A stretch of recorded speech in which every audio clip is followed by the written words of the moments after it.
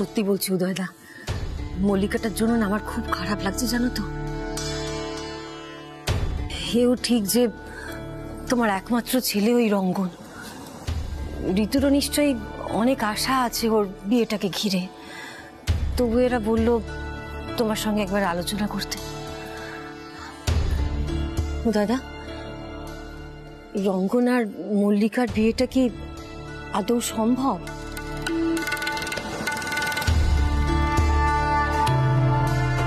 আমি তো দাদারে আগেই কইছিলাম মেয়েটার জন্য আমার কষ্ট হয়, মেয়েটার সঙ্গে ভালো হইব না।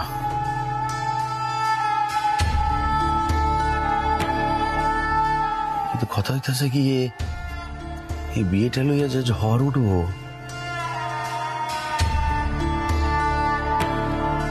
সেই ঝড় কি আমরা সামলাইতে পারুম?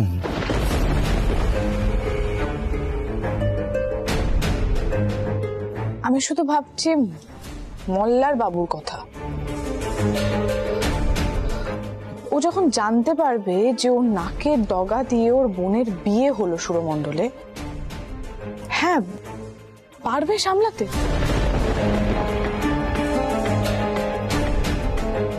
সঞ্জা, মল্লার এখন কি ভাবন ভালো, তার থেকে বেশি ইম্পর্টেন্ট হলো মল্লিকা আর রঙ্গন। না মানে ওরাই বিয়েটাতে রাজি হবে তো, আমার সেটা নিয়ে বেশি চিন্তা হচ্ছে। না ওস্তাদজি, প্রথমে হয়তো রাজি হবে না, কিন্তু আমাদেরকে রাজি করাতে হবে, সেভাবেই হোক। নয়তো ওরা রঙ্গন দাদার নামে বদনাম রটিয়েই যাবে। আর মামুনি, মল্লিকা দিদির কিন্তু আশ্রমে থাকা ছাড়া আর কোনো গতি থাকবে না।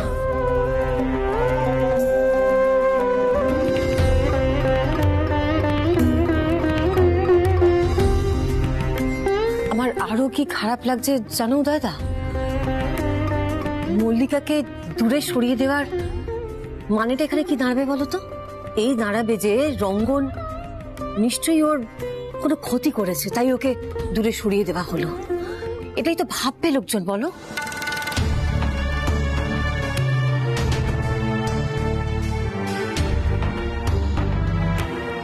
দেখো ছোটকা, একটা ঝড়ঝাপটা তো আসবে, সেটা ফর শিওর। তবে পণ্ডিত বসু মূল্যকে কথাটা তুমি কিন্তু ভুলে যেও না মা। হ্যাঁ, যে ঝড়ঝাপটা আসবে সেটা আমরা সামলে নেব। রঞ্জা মণিমাকে একটু বুঝিয়ে দেবে, আর ছোটকা তুমি একটু ছোট মাকে যদি বোঝাতে পারো। কখন এসব করতে যাইও না, তুমি ঋতুরানী চেনো না? ওই বাপ রে বাপ, সজ্জা তোমাদের বাড়ি চলে যাইব, হগলে পাগল করে দিব একদম। এটা দরকার নাই। আমি কই কি, ওই বিয়া দিয়া একেবারে ওর সামনে আইনা হাজির করো, তাতে যা রাগ টাগ হোক সব আমার উপর উঠাইব। মা সামলে আনিব, মা থাকবো এখানে। সৈনিক কি করছ তুই? একদম ঠিক বলেছো দাদা। তার মানে এই বিয়েতে তোমার মত আছে? আছে, কেন থাকবো না, আছে। ওই শুধু দাদারে কই দেব, দেখি দাদা কি না, দাদা রাজি হয়ে যাইব সেইটা কথা নয়। তাহলে তুই আর আমি এখন এখান থেকে যাই, ওরা কথা কই আনলো, রঙ্গনার রাইরে ডাকো। কাকা বাবু আপনারা আসুন, বাকিটা আমরা সব সামলে নিচ্ছি। আর ওস্তাদজি, কাজটা কিন্তু আমাদেরকে গোপনে করতে হবে, পুরো ব্যাপারটা অতটাও সোজা হবে না। তুমি কিন্তু মারামারি করার জন্য তৈরি থেকো।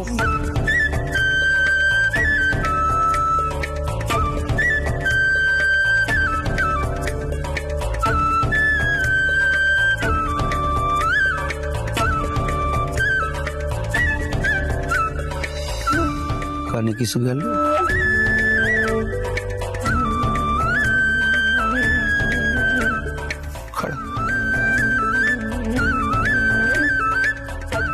এইটা কবে হইল কখন?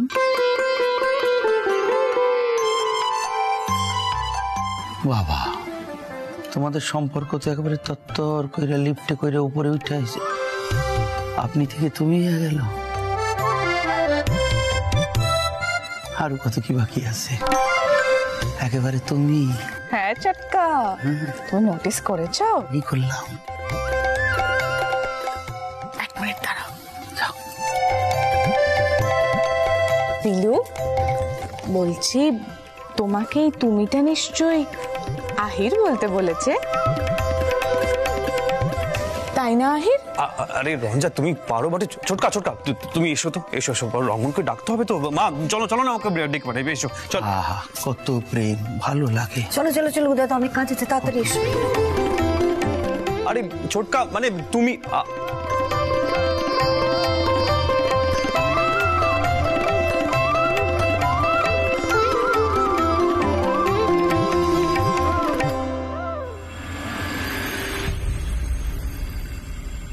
আইদা, কি হয়েছে? কোনো সমস্যা? আবার আবার ও বাড়িতে কিছু হয়েছে নাকি? না, তুই এদিকে কি হয়েছে বলো আমাকে। আমার কথাটা শোন। তোর সঙ্গে না আমাদের একটা জরুরি কথা আছে। রঙ্গন দাদা, এখন আমরা তোমাকে যে কথাটা বলবো তার উত্তর কিন্তু অনেক ভেবেচিন্তে দেবে, কেমন?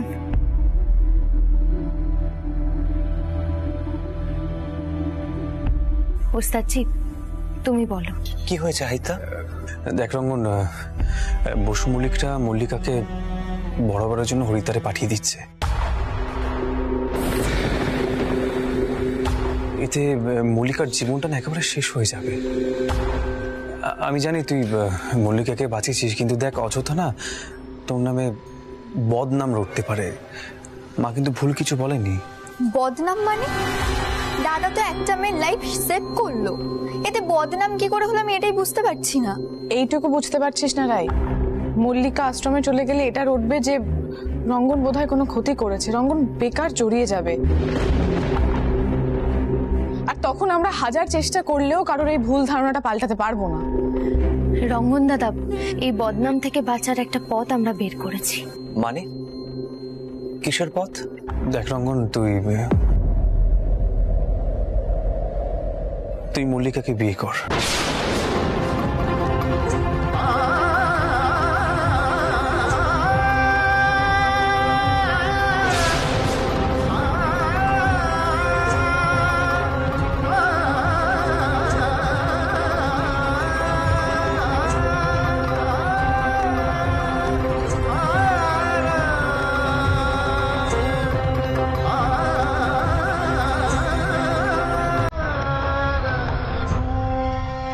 কি বলছো কি আইদা? বিয়ে মানে আমি এখনো কোনো কাজ করি না। না, তুই সেসব নিয়ে একদম চিন্তা করিস না। দেখ, তুই তো প্লেব্যাক সিঙ্গার হবি বলে জেদ ধরেছিলিস, তাই আমি কারোর সঙ্গে কথা বলিনি সেভাবে। এখন তো পরিস্থিতিটা আলাদা। আমি নিশ্চয়ই কথা বলবো, তুই এসব নিয়ে ভাবিস না। তুই মল্লিকাকে বিয়ে কর রঙ্গন। না না না না আহিদা, সেটা সেটা কি করে সম্ভব? এভাবে এভাবে বিয়ে?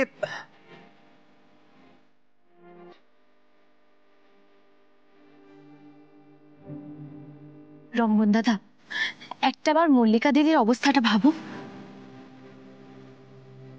পিলু, আমার ওর জন্য খুব খারাপ লাগছে, কিন্তু তাই বলে বিয়ে বিয়ে করে নেওয়া যায় না। মা আছে, বাবা আছে, জেঠুমনি, জেম্মা, তারা কি ভাববে? না না আহিতা, সে হয় না। দেখ রমন, আমরা বুঝতে পারছি তুই কাজটা করলে আমরা সকলেই একটা বড় ঝামেলায় পড়বো। কিন্তু কি জানিস তো, কোনো ভালো কাজ করতে গেলে হাজারটা সমস্যার সম্মুখীন হতে হয়। তারপরে কি তুই পিছিয়ে আসবি? এই ঝামেলা নিয়ে ভাবিস না। তুই এটা ভাব না, তুই একটা মেয়েকে নতুন জীবন দিচ্ছিস, এটা কেন ভাবছিস না?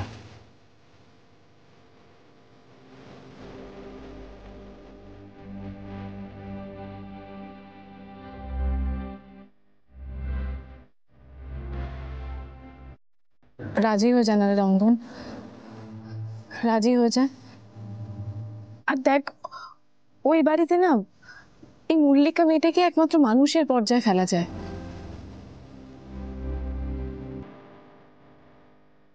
সত্যি খুব স্যাড লাইফ রে, প্লিজ রাজি হয়ে যা।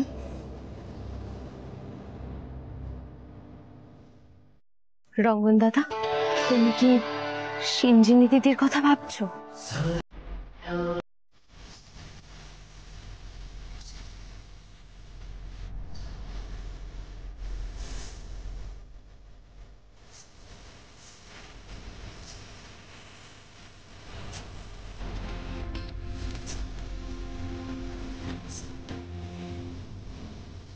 আমার বিয়ে ঠিক হয়ে গেছে। আমি বাড়িতে এখনো হ্যাঁ বা না কিছুই বলিনি।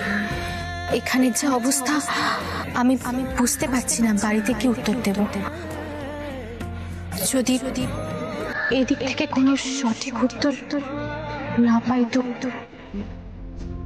তুমি বিয়ে করে নাও শুনছিনি, আমি আমি তোমাকে আটকাবো না। আমার জন্য তুমি কতদিন অপেক্ষা করবে, তাই না? সিঞ্জিনীদির তো বিয়ে হয়ে গেছে রে রঙ্গন।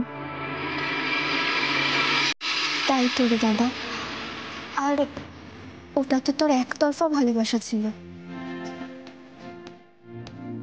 অতীতকে ফেলে সামনে এগিয়ে যেতে হয় আমাদের, তাই না? রঙ্গন, দেখ, আমরা সবসময় যেটা ভাবি জীবনে সেটা পাই না, সেভাবে জীবনটা চলে না, হতেই পারে। তারপরে কি জীবনটা থেমে থাকে বল? আমরা কি থেমে আছি? বিয়েটাতে রাজি হয়ে যায়, বিশেষ করে ভালো থাকবে, রাজি হয়ে যায় রঙ্গন।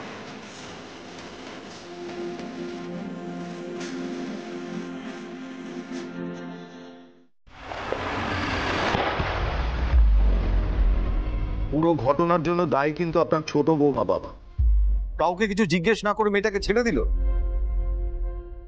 ফিরতে রাত হবে জেনেও একটু ভাবলো না? সত্যি আমি অন্যায় করেছি বাবা, কিন্তু আমি জেনে বুঝে অন্যায় করিনি। বাড়িতে এত লোকজন ছিল, এত ব্যস্ততা ছিল, আমার ভাবনা চিন্তা করার সময় পাইনি আমি। ছোট বৌমা, যা হবার তো হয়েই গেল, কিন্তু সত্যি মল্লিকাকে আর আমি এই বাড়িতে রাখার সাহস পাচ্ছি না।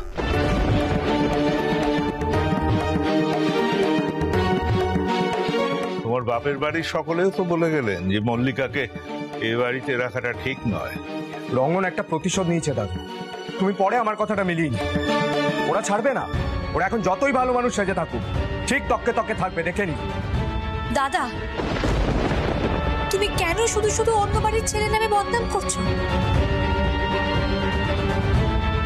উনি তো কিছু করেননি, উনি আমাকে বাঁচিয়েছেন। এত বেশি কৃতজ্ঞতা দেখাস না রে মল্লিকা। ছেলেটার যদি সত্যি সত্যি মাথায় কোনো বুদ্ধি থাকতো আর মনে কোনো ময়লা না থাকতো, তাহলে তোকে নিয়ে সারা রাত কাটাতো ওই বাড়িতে। পিসি ঠাম্মি, আমি তো জ্বরে বেহুশ ছিলাম।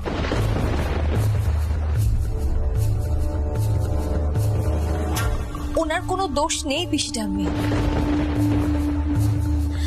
আর তাছাড়া এত বদনাম করার কোনো প্রয়োজন নেই। দাদু, আমি হরিদ্বারের আশ্রমে গিয়ে ভালো থাকবো। কদিন পরে তো যেতেই হতো, আমাকে ওখানেই পাঠিয়ে দাও।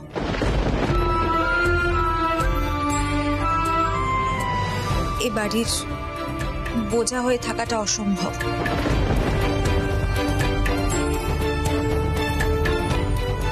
তাহলে দাদা কি সিদ্ধান্ত নিলে? পদ্মা কাল সকাল সকাল গিয়ে ওদের দলকে জানাবে? ওদের বাসটা তো সন্ধেবেলা ছাড়বে, প্রথমে কলকাতা যাবে, সেখান থেকে আশ্রমে। মল্লিকাও তাহলে ওদের সাথে চলে যাক।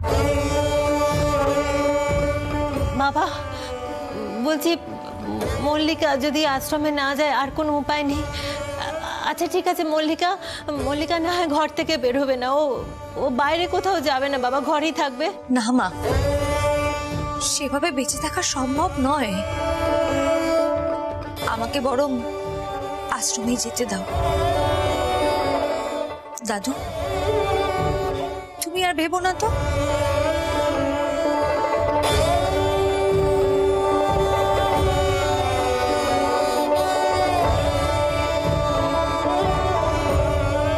আমি পদ্মমাসি আর আশ্রমের দলবলের সঙ্গে সবাই আশ্রমে চলে যাব, বরাবরের মতো। আমি যাই, সব জিনিসপত্রগুলো গুছিয়ে নিই। আসছি দাদু।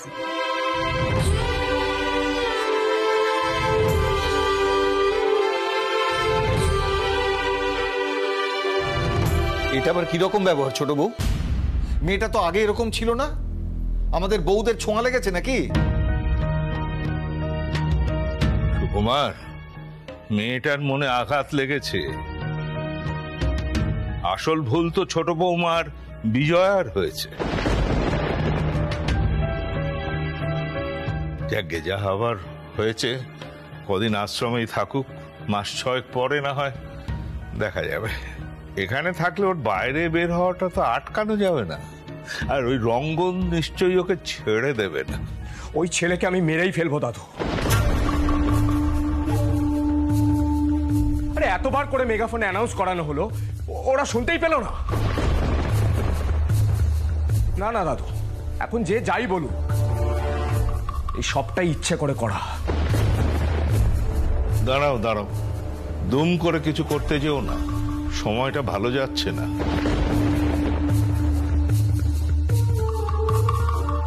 নয়তো মেয়েটার তো এমন হয় না। খুব সাবধানে এগোতে হবে। আপাতত আগে মল্লিকা রওনা হয়ে যাক, পরে না হয় ভাবা যাবে বাকি সব।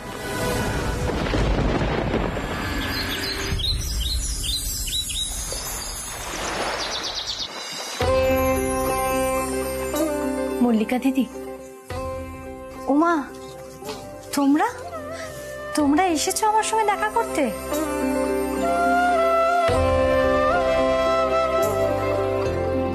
যাক, আমি আশ্রমে যাওয়ার আগে দুই বৌদির মুখ দেখার সৌভাগ্য তাহলে আমার হলো।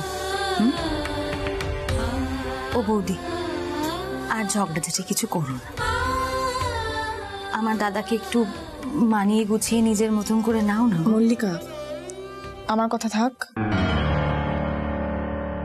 আমরা এখানে তোমার কথা বলতে এসেছি। আমার আমার কথা? কিন্তু ওস্তাদজি গেলেন কোথায়? ওস্তাদজি, ওস্তাদজি, এই তো।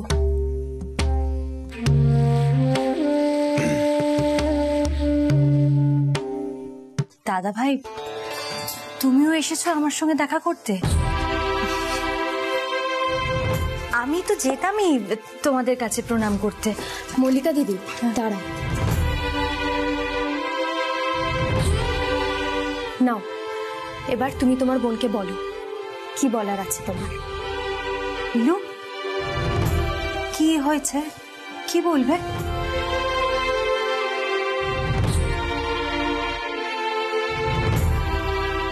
তুই কোথাও যাচ্ছিস না মল্লিকা?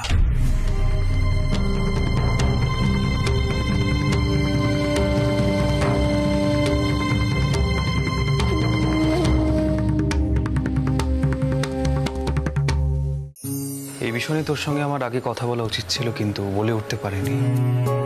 তোকে আমি এখন বলছি, তোর জীবনটা আমরা এইভাবে শেষ হতে দেব না। কিন্তু দাদা ভাই, আমি যদি এই বাড়িতে থাকি তাহলে আমাকে আরো অনেক বেশি সমস্যায় পড়তে হবে। আমি যদি এখানে থাকি তাহলে মা আমাকে ঘর থেকে বেরোতে দেবে না। সেইভাবে কি থাকা যায়? কে বললো তুমি এই বাড়িতে থাকবে? তুমি তো গুরুজির কাছে থাকবে। ঠিক, রঙ্গনের বউ হয়ে।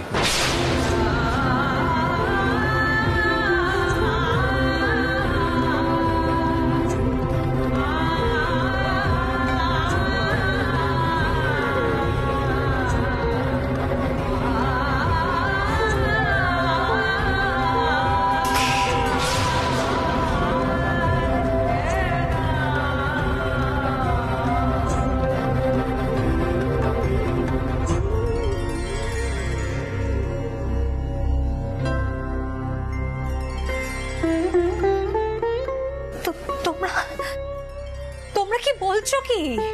তোমরা জানো না আমি বিধবা? এদিকে এসো।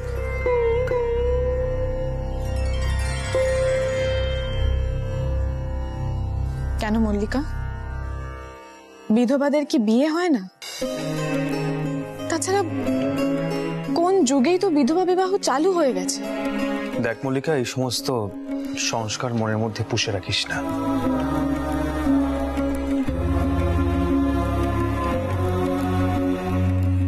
আমি রঙ্গনের সাথে কথা বলে নিয়েছি, রঙ্গনের কোনো আপত্তি নেই। হ্যাঁ, এখানে আরো কারো কারো আপত্তি থাকতে পারে, তবে সেটা নিয়ে তুই একদম চিন্তা করিস না, ভাবিসই না। ছোটকার মত আছে, গুরুজিও মত দিয়ে দেবে। তারপর সবটা ঠিকঠাক হয়ে গেলে আমরা সকলকে সবটা জানিয়ে দেব। মল্লিকা, আমরা সবাই তোর পাশে আছি।